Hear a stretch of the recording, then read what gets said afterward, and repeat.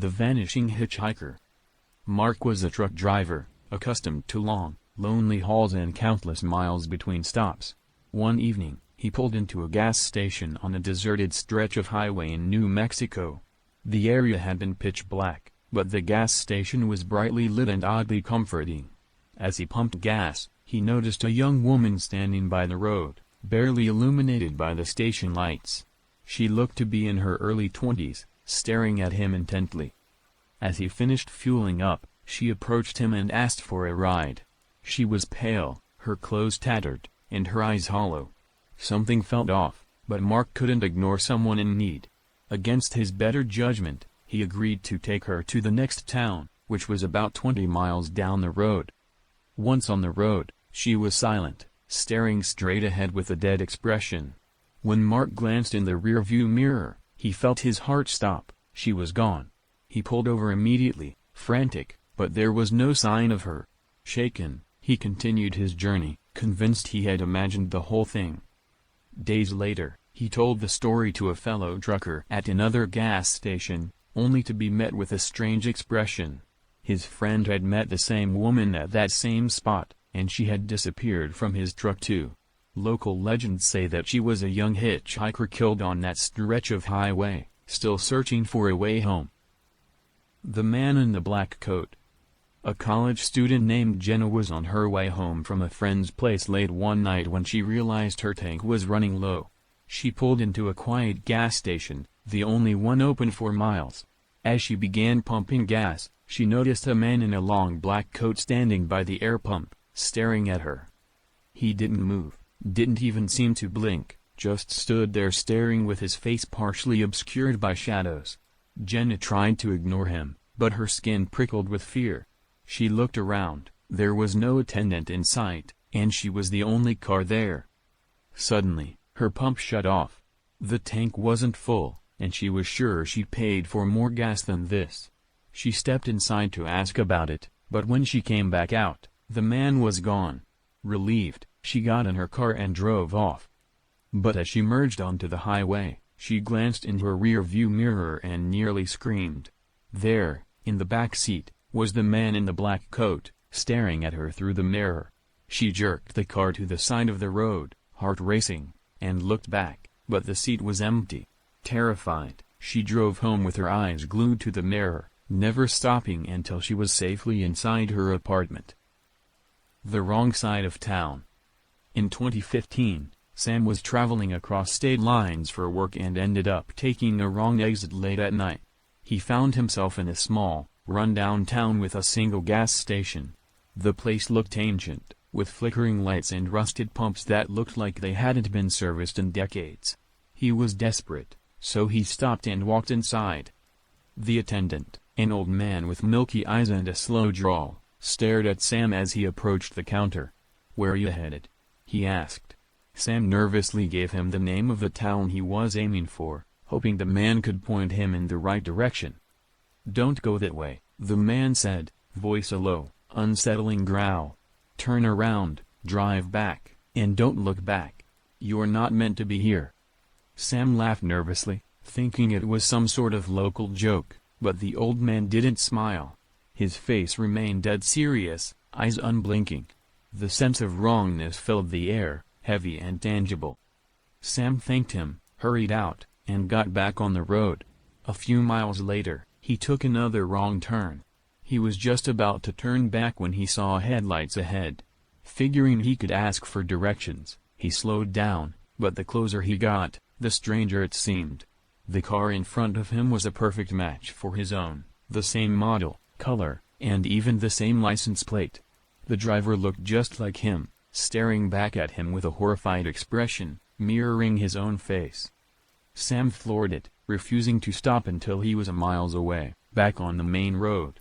To this day, he's never been able to explain that encounter, or how he ended up driving alongside his own doppelgänger in the middle of the night. The silent attendant. In 2019, a young couple was driving back from a late-night concert when they ran low on fuel. They pulled into a small gas station near the edge of the forest, eager to refuel and continue their journey. The station was empty, but the lights were on, and the pumps seemed to be in working order. As they stepped out of the car, they noticed a strange, eerie quiet. The couple went inside to find the attendant and pay for the gas. Behind the counter stood a man, motionless, facing away from them. He didn't turn around as they entered, so they approached cautiously, wondering if he hadn't heard them come in. "Excuse me," the boyfriend called, but there was no response. The attendant just stood there, frozen, with his back still turned. Something was terribly wrong. Suddenly, the man's head jerked slightly, and he turned just enough for them to see his profile, a blank, vacant stare, his eyes clouded over as if he hadn't seen the living in a very long time. He opened his mouth slightly, as if to say something, but no words came out, just a long, wheezing breath. The couple bolted, leaving the gas unpaid and their hearts pounding. When they got back on the road, they glanced back at the gas station, only to find it completely dark, as if it had been abandoned for years. The memory of that silent, unmoving attendant still haunts them, leaving them wondering if they'd crossed paths with something that never left that lonely, forgotten station. The disappearing road. Late one night, Julia was driving back from her parents' house in the countryside. She was low on gas, and as she took a winding, desolate road through miles of farmland, her GPS warned her of limited service. After what felt like forever, she spotted a lone gas station glowing up ahead. The building looked outdated, with peeling paint and a faded sign, but she had no other choice. Julia pulled up to the pump and waited, looking around for an attendant, but no one was in sight. As she looked around, something strange caught her eye. The road she'd just come from was gone, completely swallowed by darkness. Her rear-view mirror showed only blackness, as if the road had vanished behind her. Just as she started to feel a pang of panic, an old man appeared from behind the station, shuffling toward her. He looked ancient, with deeply wrinkled skin and milky eyes, and he never once blinked as he asked her if she needed help. Julia mumbled that she needed gas, but the man didn't respond. Instead, he raised a trembling hand and pointed behind her. She turned to see the road again, just as clear as day, but her car was completely empty of fuel, something she could have sworn she filled up just before the drive. Without a word, she jumped into her car, her pulse racing, and drove off without filling up. But she could feel his eyes on her, watching her until she was back in civilization. When she checked her gas gauge a few miles down, it was miraculously full again. She never returned to that road. The Watcher in the Woods. Tom was returning from a camping trip with his friends when they realized their gas was low. They pulled over at a small, grimy gas station surrounded by thick, ominous woods. As Tom filled the tank, his friend Max leaned against the car, scrolling on his phone. Suddenly, Max froze, his eyes locked on something in the woods. "What's wrong?" Tom asked, noticing his friend's face had gone pale. Max didn't respond at first, then mumbled, "I think I saw someone." Tom peered into the darkness, and his blood went cold. In the shadows, he saw what looked like a figure, tall and thin, with large, gleaming eyes staring directly at them. The figure didn't move, but its head seemed to tilt, watching them with an intensity that made Tom feel exposed. Just then, the gas station lights flickered. When they came back on, the figure was gone. Tom didn't wait to finish fueling, he jumped in the car, and they sped away. Both of them swear they saw the figure in the rearview mirror until they were miles down the road, hidden once again in the shadows of the trees. The Man Who Never Left. A night shift worker at a rural gas station, Lisa had seen her share of strange customers, but none like the man who came in just before closing one winter night. He was soaked head to toe, like he'd been standing in the rain, though the night was perfectly clear. He walked with a limp, leaving a trail of muddy footprints across the floor, and didn't respond to Lisa's greetings. The man eventually drifted toward the coffee machine, where he stood motionless, staring into an empty cup. Lisa waited, trying to keep an eye on him, but he never moved, just stood there, holding the cup as if transfixed. After a few minutes, Lisa finally approached him, but the second she stepped closer, the man dropped the cup and turned to her. His face was gaunt and hollow-eyed, his mouth stretched wide in a horrified grin. Then, just as quickly, he walked out, leaving the store completely empty. Shaken, Lisa quickly locked up and went home, but she couldn't shake the feeling that he was still there, just beyond the glass, watching her. The next day, the muddy footprints were gone. Her co-workers, however, told her they'd all seen him before, a man who'd reportedly gone missing years ago, last seen at that very gas station on a rainy night. The 3:33 visit. Greg worked at a 24-hour gas station, and as any night shift worker knows, the late hours bring strange customers. One night, around 3:30 a.m., a car pulled up, and a man stepped out wearing a disheveled suit and an odd smile. He walked to the counter and, without saying a word, stared directly into Greg's eyes. The man's pupils were enormous, making his eyes look black and bottomless. After an awkward silence, Greg asked if he needed help. Without responding, the man simply grinned wider, his teeth yellowed and sharp looking under the fluorescent lights. Then he whispered, 3:33. The man turned and walked out, disappearing into the night.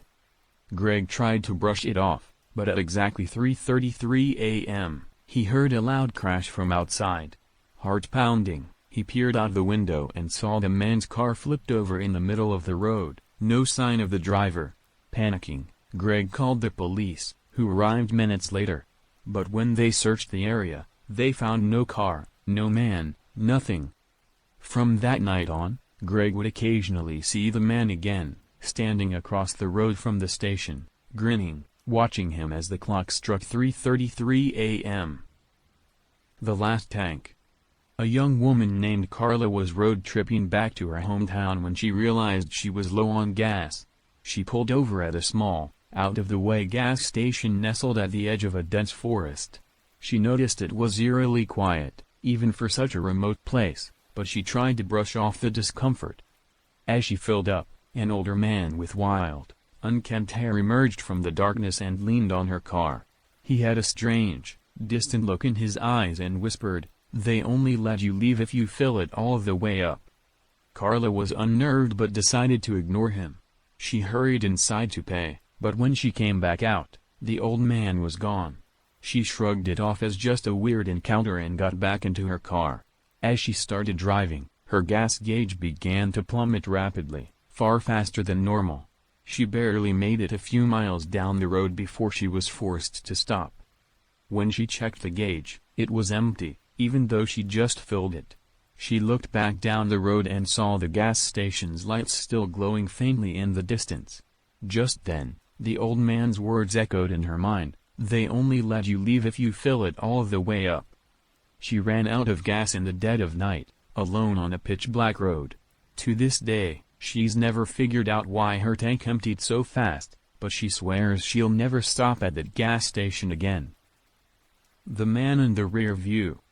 On his way back from a road trip, Jake was running on fumes and pulled into a small, nearly deserted gas station late at night. As he filled up, he noticed another car parked at the far end of the station, but couldn't see anyone in or around it. The car looked old, rusted, and seemed like it had been abandoned. As he finished filling his tank, he glanced around and realized there was now a man standing just a few feet from him, though he hadn't heard anyone approach. The man's clothes were ragged and dirty, and his face looked pale, almost bluish in the harsh fluorescent lights. The man smiled a wide, unsettling grin and simply said, "Going my way?" Without waiting for an answer, the man began walking toward the passenger side of Jake's car. Panicking, Jake jumped in and locked the doors, speeding off without looking back. But as he pulled onto the highway, he glanced into his rearview mirror and froze. The man was sitting in his back seat, staring directly into Jake's eyes, that horrible grin frozen on his face. Jake swerved, nearly crashing, and looked back again, only to find the seat empty.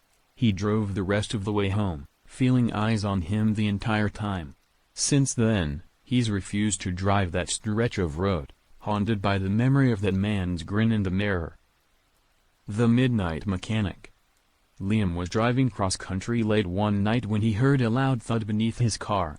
Reluctantly, he pulled into the first gas station he found, a tiny, half-lit station with a single pump and a garage. A man in greasy overalls and a baseball cap stood by the entrance, watching him. Liam explained the noise, and the man nodded, saying, "Let's take a look." The man instructed Liam to drive into the garage, and as he did, the old mechanic closed the garage doors behind him, which struck Liam as strange. The mechanic crawled under the car and, without saying anything, started banging around with a wrench. The noises echoed in a small space, but after a few minutes, everything went quiet. Liam waited, but the man never re-emerged. After several minutes of silence, Liam called out, but there was no response. He got out of the car and looked under it, only to find that no one was there. Panicked, he tried to open the garage doors, but they wouldn't budge. Just then, he heard the thud again, but this time it was coming from the trunk. Too terrified to investigate, Liam climbed back into his car, locked the doors, and called for help. When the police arrived hours later, they found him nearly catatonic in his locked car, unable to explain what had happened to the mechanic. The strangest part? The gas station had been abandoned for over 30 years, with no record of any mechanic ever working there. The unfamiliar voice on the intercom. Maya worked the night shift at a large gas station on the edge of town, one of those big stops with a convenience store and an empty, echoing parking lot. Around 2 a.m., she noticed a customer on the security camera, standing by pump 4 but not actually pumping gas, just staring at the camera with an unsettling intensity. Maya tried to ignore it, but a few minutes later, the intercom crackled to life. A soft, whispery voice came through, saying, "I'm watching you, Maya." She froze, glancing around the empty store, positive that no one else was around. The voice repeated, "I'm watching you," a little louder this time, with a sinister edge that made her stomach churn. She watched the cameras, but no one was near the intercom inside or outside. When she finally worked up the courage to go to the front door and look out, the man by pump 4 was gone. But then, just as she was about to go back inside, she heard a faint whisper in her ear, "I'm still watching." Maya never took a night shift there again, convinced that whoever, or whatever, it was would come back. The one-way trip. Eric, a traveling salesman, pulled into a gas station after missing his turn on a rural highway. The station looked run down, with broken lights and peeling paint, but he needed directions. When he stepped inside, a group of people were gathered by the counter, all with blank expressions, staring at him. He nervously asked if anyone knew how to get back to the main highway, and one of the men nodded slowly, pointing toward a winding dirt road nearby. "That'll take you where you need to go," he said, his voice eerily monotone. Something felt off, but Eric thanked them and followed the directions, his headlights barely illuminating the rough path. After a few minutes, he began to feel disoriented. The road seemed to twist and turn in impossible ways, and soon he was hopelessly lost. Suddenly, his headlights illuminated a familiar sight, the same gas station he had just left, but now it looked different.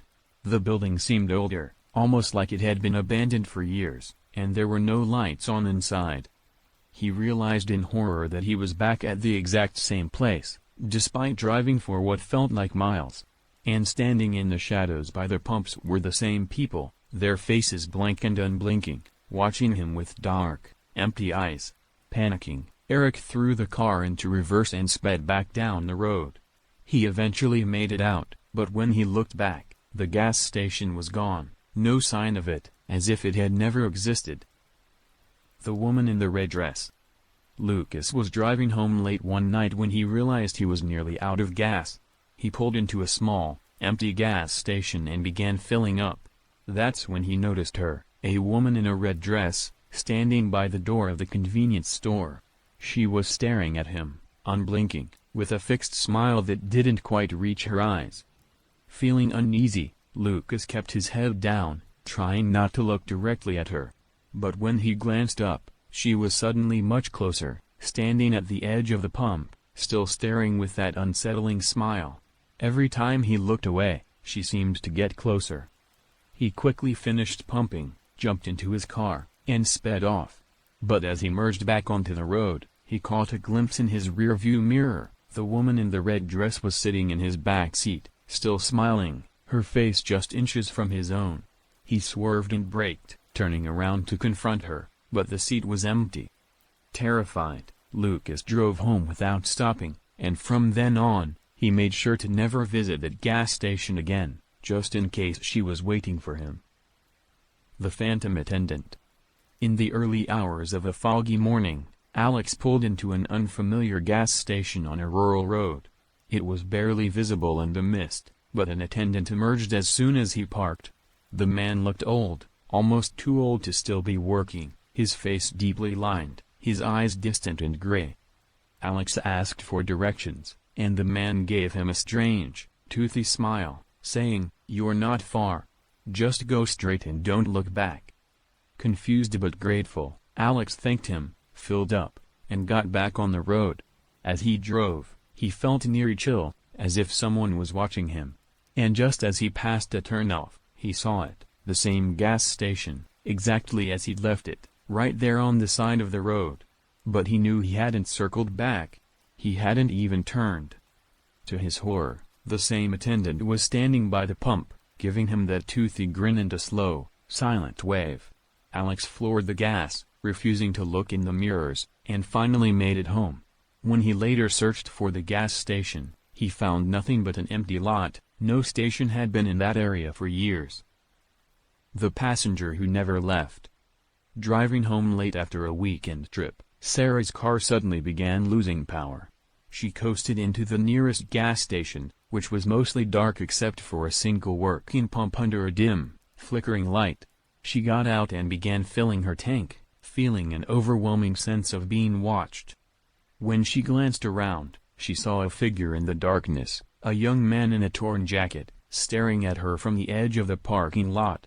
She finished fueling up quickly and got back into her car, locking the doors. But as she drove away, her heart stopped. She could see the man's reflection in her rearview mirror, sitting calmly in the back seat.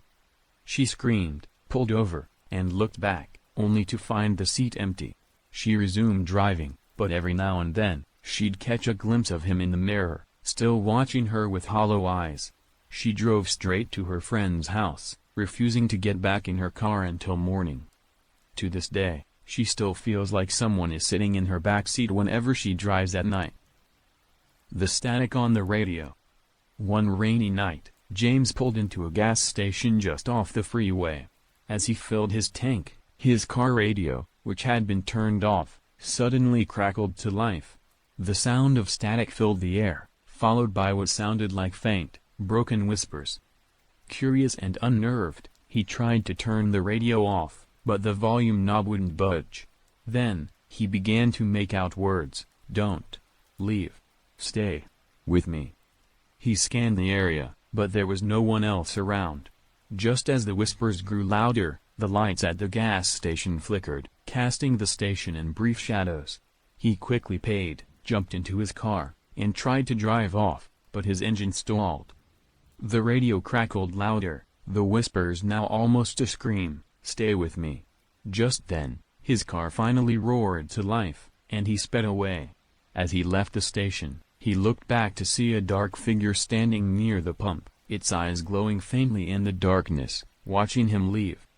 He turned the radio back on days later, but all he ever got was more static, no matter what channel he tried.